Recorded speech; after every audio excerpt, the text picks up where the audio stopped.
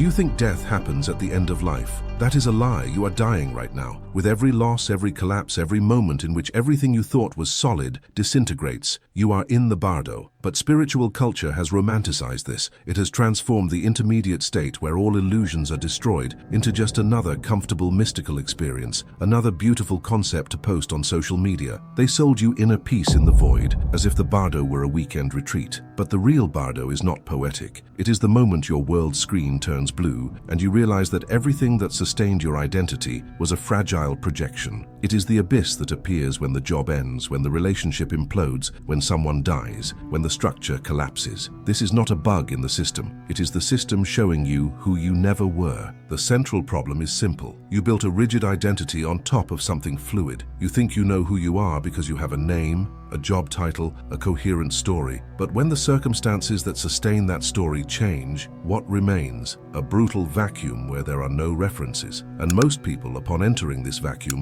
rush to fill the hole with anything. Alcohol, compulsive work, a new romance, a new identity. Any lie will do, as long as it covers the abyss. You abort the process of mental deprogramming because you cannot stand to face the fact that at the center there is nothing solid. You prefer to reinstall the same defective software rather than cross the void. And this keeps you trapped in a cycle. Crisis, collapse, reconstruction of the same illusion, new crisis. This content is not about finding inner peace in the void. It does not promise that you will feel better afterward. It does not exist to romanticize suffering as part of the journey or to turn the Bardo into yet another numbing spiritual concept. There is no gratitude here, no light, no healing. What you will find is a cognitive survival protocol for when the ground disappears beneath your feet. The Bardo is not a concept. It is the exact anatomy of how your illusions are dismantled. It is the brutal physics of existential transition. And if you do not understand this anatomy, you will build the same lies again, with different names, but with the same rotten structure. The goal here is hard lucidity, not consolation. It is to show you how to inhabit the abyss without building a new lie, how to cross the Bardo without aborting the process of ego dissolution, how to have a void at the center and still operate with absolute clarity. This is not information for erudition. History, philosophy, and methods exist only to form internal posture, sovereign consciousness, and responsibility, not to entertain or educate superficially. You will learn the anatomy of the void, the three illusions that the Bardo breaks, the practical phases of transition, the concept of zero identity as mental shielding, the face protocol for crossing, and the scientific basis for all of it. Not to feel better, but to cross through suffering with your eyes open, without being destroyed by it. Do you think you know who you are? Look again. That face you see in the mirror is a temporary montage of narratives you bought without questioning. Bardo Buddhism is not abstract philosophy. It is the clinical diagnosis of the moment this montage collapses. When the job ends, when the relationship implodes, when someone you loved dies, what happens is not just an external loss. It is the collapse of the fixed identity you built on top of circumstances that were never yours. The Tibetan Bardo describes these as intermediate states, the vacuum between the death of one form and the birth of another. And you are in that vacuum now. You just haven't had the courage to look. The analogy is simple. Imagine a face with an abyss in the place where the features should be. The face is everything you tell yourself you are, your titles, your roles, your personal stories. The abyss in the middle is the Bardo, the hole where no references exist. When you lose something that sustained your identity, this hole opens up. And the terror you feel is not from the loss itself. It is because at the bottom of this abyss, there is nothing. No solid I waiting to be discovered. Only Buddhist emptiness, the operational vacuity that the Tibetan Book of the Dead calls practical sunyata. Your nervous system hates this information vacuum and will do anything to fill it. Any lie will do, as long as it covers the hole. Why do you run from the Bardo? Because there you are nobody, and being nobody is interpreted by the functional ego as symbolic death. Most people, when they enter this intermediate state, run to alcohol, to compulsive work, to a new romance, to any temporary identity that masks the abyss. Mental deprogramming is happening, but you abort the process. You prefer to reinstall the same defective software rather than face the horror vacui, the fear of the empty space that paralyzes you. The Bardo Thodol, the Tibetan Book of the Dead, warns you. This moment of existential transition is where you can break ties with illusion or rebuild it even stronger. You choose to rebuild because the dissolution of the ego feels like death. But look at the physics of the mechanism. The Bardo does not exist to teach you anything. It happens because everything is in in constant anicca, impermanence. You are the one who built a rigid structure on top of something fluid. When circumstances change, the mask falls, and there is no face underneath, only consciousness in transition. The problem is not the void, it is that you never trained to inhabit it. You live reacting to impulses, a hostage to trauma, a walking dead person who calls that life. The collapse of identity you feel in the Bardo is just factual reality showing you that the I you defend never existed. And this leads you to the next layer, the three illusions the abyss breaks when you stop running. The first illusion that the Bardo destroys is the solidity of the self. You believe there is a fixed core inside you, an essence that remains the same from childhood until now, a lie. In the Bardo, when the external structure collapses, you discover that this self is just a succession of impulses, fragmented memories and desires without a real object. The abyss in the face reveals that you were a mask sustained by circumstances. Your job title gave you identity. Your relationship gave you identity. Your bank account gave you identity. When those circumstances change, the mask falls, and what remains? Zero identity. There is no face underneath, only the Buddhist void you have always avoided facing. The second illusion is the permanence of reality. You look at your body, your possessions, your status, your relationships, and you treat all of it as solid, as if they were pillars that would sustain your life until the end. The Bardo forces you to face anicca, impermanence, in a brutal way. What seemed concrete reveals itself to be a cloud. That 10-year marriage? A cloud. That career you built for 15 years? A cloud. The health you took for granted? A cloud. The Bardo Thodol describes this as the anatomy of the void. Everything you think you possess is just a temporary projection on the screen of consciousness. You lose nothing in the Bardo. You simply discover that you never had anything. And this is not poetry. It is the rawest Buddhist existential crisis there is. The third illusion that the abyss breaks is that of control. You believe you are in command of your life, that you can plan, execute, and guarantee results. The Bardo laughs in your face. There you do not choose what appears, you can only choose how you respond. And most people discover they have no response capability at all, only automatic reactions installed by old traumas and cultural patterns you never even questioned. It is a flow of chaotic energies where the mind projects its greatest fears and hopes without a filter. You see distorted memories, formless fears, and desires that make no sense. Practical Tibetan Buddhism calls this the war of narratives. Your ego desperately trying to reconstruct some story that makes you go back to being someone. The Bardo has no pedagogical function. It does not exist to teach you compassion or wisdom. It exists because it is the nature of reality. Everything is in constant transition, in incessant micro-deaths and rebirths. The problem is that you built a rigid identity on top of something fluid. The Bardo breaks that rigidity, not out of kindness but out of physics. It is like trying to hold water with closed hands. The tighter you squeeze, the more it escapes. The dissolution of the ego that happens in the intermediate states is not punishment. It is simply the system showing you that you have always been fluid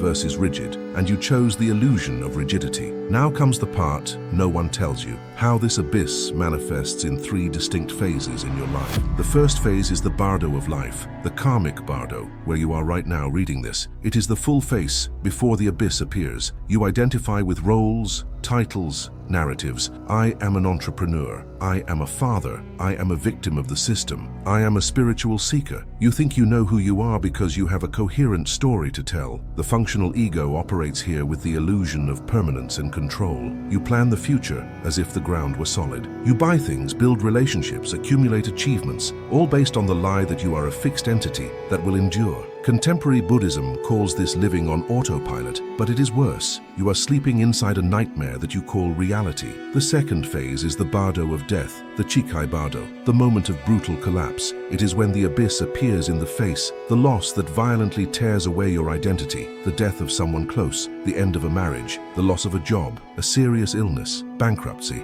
the event that destabilizes the entire structure you built. Here, there is no room for theory. You are in the middle of a real Buddhist existential crisis where everything you thought was solid disintegrates. The nervous system panics because there are no references. You wake up at 3 in the morning and no longer know who you are. You look in the mirror and see a stranger. This is strategic dharma, showing you that you were never that story. You were merely the consciousness observing the story. The third phase is the Bardo of becoming, the Sidpa Bardo, the hiatus of deprogramming. You are inside the abyss, seeing memories and fears without a fixed form. It is the most dangerous and most potent moment. Here, the mind, without a fixed I to cling to, projects new realities based on residual patterns. You may see old traumas taking on monstrous forms. You may feel desires that make no logical sense. It is consciousness in transition, operating without filters. Practical Tibetan Buddhism warns you, this is the moment where you can cross over to something radically different or rebuild the same illusions in a new guise. Most choose to rebuild because they cannot stand the void. They prefer to return to the known prison than to inhabit the freedom of the unknown. And here is the trap that destroys most: rapid reconstruction. As soon as they feel the void, they rush to fill it with a new version of the old lie. They change jobs but maintain the same identity as a victim of the system. They change partners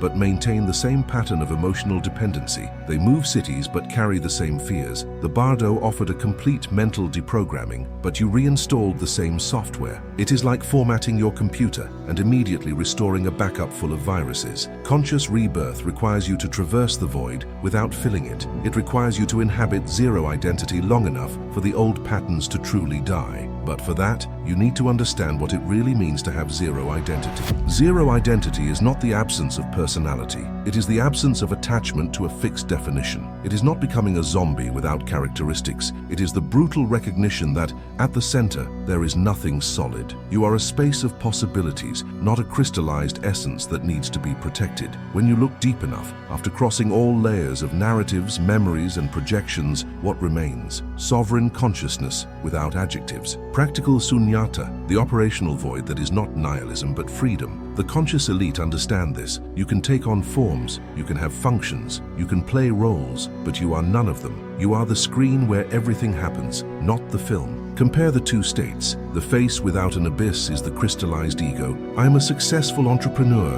I am a victim of the system. I am a spiritual seeker. Each definition is a prison disguised as identity. It is rigid, fragile, and breaks at the first sign of real chaos. When someone criticizes you, the image hurts. When someone praises you, the image inflates. You live defending a photograph of yourself that is already outdated. Now look at the face with the abyss. Zero identity. It is the acceptance that at the center there is nothing. You can take on the form of an entrepreneur when necessary. You can take on the form of a father when appropriate, but you are not bound to either. It is not a nihilistic void that paralyzes you. It is an operational freedom that moves you. The strategic advantage of this is brutal. Someone with zero identity is impossible to manipulate. If you are nothing, the world has nowhere to grab you. Insults pass straight through. There is no ego to wound. Someone calls you incompetent. You observe, interesting projection, not useful to me right now. No emotional charge, no energy leak. Praises do not inflate. There is no image to feed. Someone calls you a genius. You observe, data received.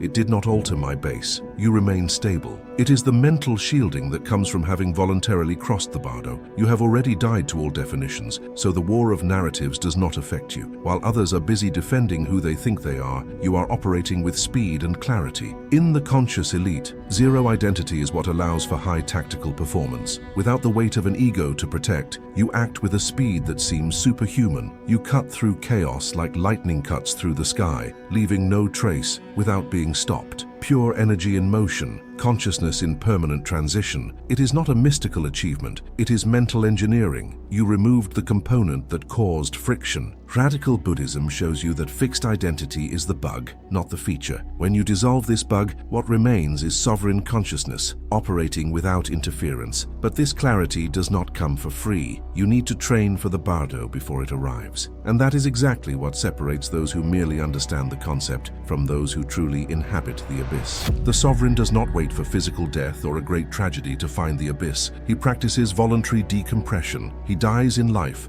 daily, intentionally, so that when the real Bardo arrives, he already knows the territory. It is Tibetan mental training applied without romanticization. You simulate small losses, controlled micro-deaths, so that your nervous system learns not to panic when the real loss occurs. It is not masochism, it is strategy. You do not train to avoid collapse. You train to cross it with sovereign consciousness intact. Most people live as the walking dead until a crisis forces them into the Bardo. Will you choose to be forced, or will you train beforehand? The first exercise is the deconstruction of adjectives. Take a piece of paper and write 10 times. I am adjective, job title, role, entrepreneur, father, victim, intelligent, failure, spiritual, whatever comes up. Now look at each definition and repeat aloud. This is a projection on the screen, this is not me. Feel each definition peel away from your skin. Continue until you reach the point where you look in the mirror and do not see a someone with a story, but only conscious presence without labels. This exercise seems simple, but it will show you how attached you are to pixels. How many of these definitions would you defend with blood? How many do you think are truly you? All are temporary lies. Voluntary rebirth begins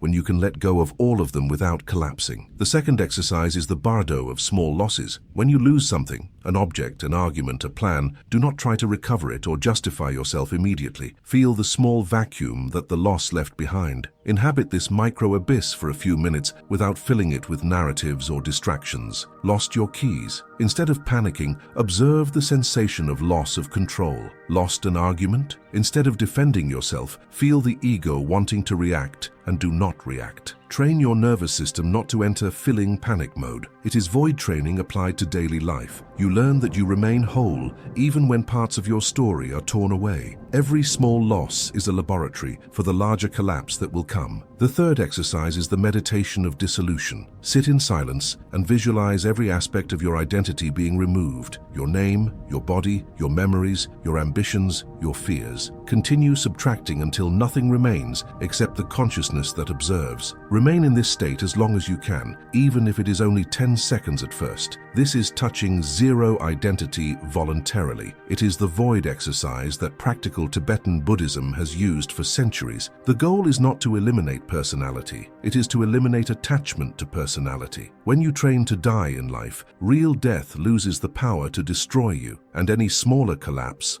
loss of a job, end of a relationship, financial crisis, becomes just another transition. But when the real Bardo arrives with all its chaos and intensity, you will need more than exercises. You will need an execution protocol. When the real Bardo arrives, abstract thought fails. You will not remember philosophical concepts when you are in the middle of a collapse. That is why you need a pre-installed execution protocol, a clear sequence your nervous system can follow, even in total panic. The FACE method is your navigation compass in the vacuum. It is not self-help. It is cognitive survival engineering. Each letter is a stage you execute in order, without skipping, without negotiating. If you skip steps, you will only rebuild the old identity with a new guise. The protocol works because it respects the physics of the Bardo. It does not try to avoid the abyss. It teaches you how to cross it. The first stage is focus. Focus on consciousness. In the middle of the crisis, when everything is falling apart, shift the camera. Stop focusing on the facts, the story they tell you, the external event, the chaos around you, and focus on the light that perceives the facts. The story is changing, but the screen of consciousness remains unharmed. This is the sovereign consciousness you train to recognize in the dissolution exercises. When you lose your job, the automatic focus goes to, I lost everything, I have no value, how will I survive? Focus forces you to observe. There is a consciousness here that is perceiving these thoughts. This consciousness is stable. You move attention from the content to the container, from the film to the screen. The second stage is acceptance. Acceptance of the void. Resist the biological impulse to fill the silence with panic or with a new lie. Your nervous system will scream for references, for any narrative that plugs the hole. Do not give in. Repeat, I accept zero identity. This vacuum is the processing space necessary for the new version. This is radical Buddhist acceptance applied without romanticization. You are not accepting because it is beautiful or spiritual. You are accepting because it is factual. The void is here and resisting it only increases suffering. The Bardo Thodol warns you, those who try to fill it too quickly recycle the same patterns. Transition without resistance requires you to inhabit the abyss long enough for the old codes to be overwritten. The third stage is confronting projections. Look at your fears and see them for what they are. Pixels on the screen, renderings of your own RAM. In the Bardo, your fears take on monstrous forms. You see traumas from 20 years ago as if they were real now. You project catastrophic future scenarios. Confront them by understanding they are emissions from your own system, not external entities. Repeat, this is not real. It is just a rendering of my past. It is not denial, it is discernment. You are not saying the fear does not exist. exist. You are saying that fear is an internal construct, not an external fact. When you confront projections without identifying with them, their power collapses. And then you can emerge. The fourth stage is emergence, rebirth. Do not try to go back to normal. Normal is dead. Allow the new code architecture to install itself. Repeat, I am the programmer and the program. I am reborn in control of my own script. This is mental refactoring, the consciousness update that only happens when you go through all the previous stages. If you jump to emergence without going through acceptance, you will only rebuild the same prison with a new coat of paint. The face method works in sequence. You focus on stable consciousness, accept the void without filling it, confront projections without identifying, and then emerge as an updated version, not as someone who recovered from the crisis, but as someone who was reprogrammed by it. And this reprogramming prepares you for something most do not even realize is happening: the invisible war of narratives. The war of narratives happens all the time, but you don't notice it because you think it's just social life. In fact, people are constantly trying to project onto you who they think you are. They throw hooks to snag your ego. Insults, praise, expectations, judgments, all of these are attempts to define you, to fit you into a box that makes their own mental processing easier. When someone calls you incompetent, it's not about you. It's about their need to categorize you in a binary system of superior, inferior. When someone praises you as a genius, it's not about real recognition. It's about the projection of something they lack. Manipulation and ego operate on this layer, controlling how you see yourself in order to control how you act. The error of the fixed ego is that you get hooked. If you have a rigid identity, I am successful, I am intelligent, I am spiritual, you are predictable and manipulable. If someone insults you, the image hurts and you react to defend it. If someone praises you, the image inflates and you become dependent on that external recognition. Your reaction is automatic because you are defending a fixed definition of yourself. It's like a video game where the opponent knows all your commands. They know exactly which button to press to make you react. You waste energy defending pixels, defending a photograph that isn't even real. The Walking Dead live this way, hostages to others' narratives, believing they need to protect an identity that never existed. The sovereignty of zero identity changes everything. When you inhabit the abyss in the face, the hook passes right through. There is nothing to be wounded because you are not attached to any label. You become consciousness in permanent transition, capable of taking on any form necessary for the mission without being any of them. Someone calls you incompetent? The fixed ego collapses or counterattacks. Zero identity observes interesting projection, not useful to me right now. No emotional charge, no energy leak, no need to correct another's perception. Someone praises you as a genius. The fixed ego inflates and becomes dependent. Zero identity observes data received. It did not alter my base. You remain stable, immune to the war of narratives. The invisible power of this is brutal. Whoever masters zero identity becomes invisible to manipulation. People don't know how to hit you because you don't have a fixed target. You are water. You take the shape of the container when necessary, but you are not the container. You can be assertive in a negotiation, compassionate in a conversation, direct in a confrontation, not because that's how you are, but because it is the appropriate form for that moment. Mental shielding comes from not having an identity to defend. Psychological immunity comes from having voluntarily crossed the Bardo and discovered that at the center there is nothing that can be destroyed. While others are busy protecting their masks, you are operating with sovereignty in the chaos. But this sovereignty is not mystical. It has a scientific basis. Neuroplasticity proves that you experience microdeaths every day. Billions of synaptic connections are undone so that new ones can emerge. Your brain is constantly in the Bardo, killing off old versions of itself to create new ones. While you sleep, while you learn something new, while you live through any intense experience, entire neural networks are dissolved and rebuilt. Buddhism and science converge here. What neuroscience calls brain plasticity, practical Tibetan Buddhism calls the Bardo. It is the same process: death of the old structure, transition vacuum, emergence of a new structure. The difference is that you consciously resist what happens automatically at the cellular level. The Bardo is a forced software update. You are running an obsolete operating system, thought patterns, beliefs, identities that no longer serves current reality. The collapse happens because the system needs to update itself, but you try to keep the old program running. It is like trying to run 1995 software on a 2025 computer. The system crashes, and suffering is exactly that crash. the friction between what is trying to die and your refusal to let go. Every crisis, every loss, every moment of zero identity is the system telling you, this version has expired. Accept the update or keep crashing. Hard lucidity shows you that you are not the victim of this process. You are the obstacle. Why does resistance generate so much suffering? Because when you resist the Bardo, you are trying to keep obsolete neural connections alive. You are burning cognitive energy to sustain patterns that should have already been discarded. It is mental refactoring being blocked by your need for control. The brain wants to evolve. It wants to dissolve the networks that no longer serve it, but you force those networks to remain because it has always been this way, because it is who I am. Every resistance is a waste of mental resources. Every attachment to a fixed identity is an impediment to natural neuroplasticity. You are literally fighting against biology to keep an illusion alive. Evolution through the void happens when you align consciousness with the natural process. Instead of resisting the death of old connections, you facilitate it. You use the face method to consciously navigate what your brain already does unconsciously. You become the co-author of your own evolution, not its victim. Detachment training, dissolution meditation,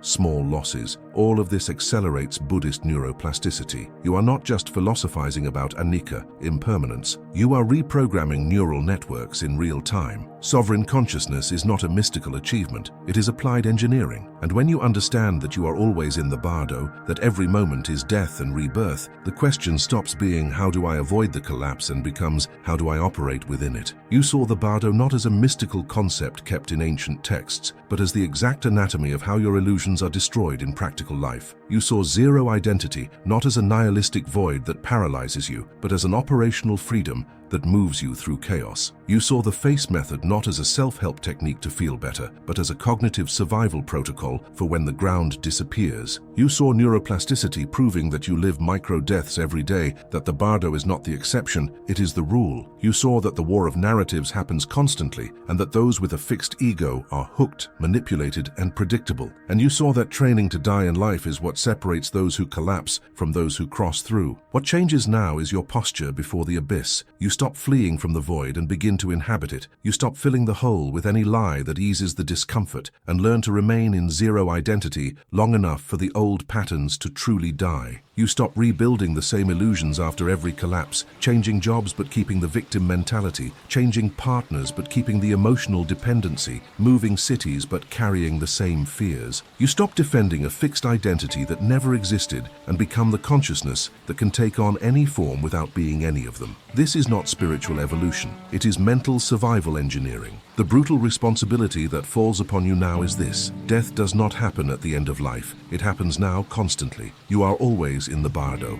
always in transition between the dissolution of one form and the emergence of another. The question was never whether the collapse would arrive. The question is, will you resist until you break, or will you learn to navigate it? The abyss in your face is not a defect. It is the portal to sovereignty. It is the proof that you are not the mask, not the story, not the titles or roles. You are the consciousness that observes all of this without being destroyed when everything crumbles. But this sovereign consciousness does not come from theory. It comes from training. The choice is yours. Continue filling the void with comfortable lies or inhabit zero identity. Continue being manipulatable by external narratives that define you or become the consciousness that cannot be hooked. Continue aborting the Bardo whenever it appears or cross through it completely until you emerge reprogrammed. The Bardo is happening now, in small losses, in daily frustration, in the identity that is trying to die, but you insist on resurrecting. You only need to decide if you will be destroyed by it or reconstructed through it, whether you will train voluntarily or wait for tragedy to force you into the abyss. If this content made you uncomfortable,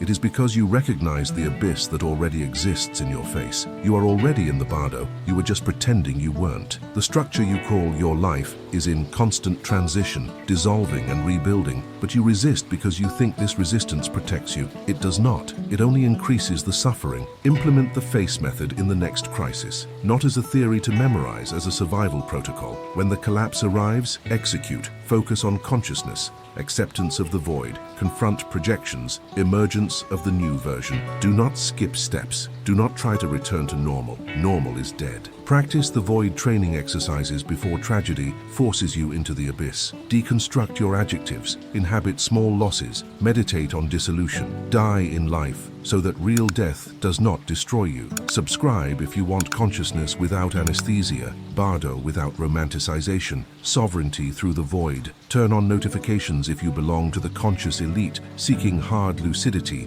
not spiritual consolation. The abyss is already here. The question is not whether you will face it. The question is whether you will cross it with consciousness or be dragged through it as the walking dead. Learn to inhabit the void.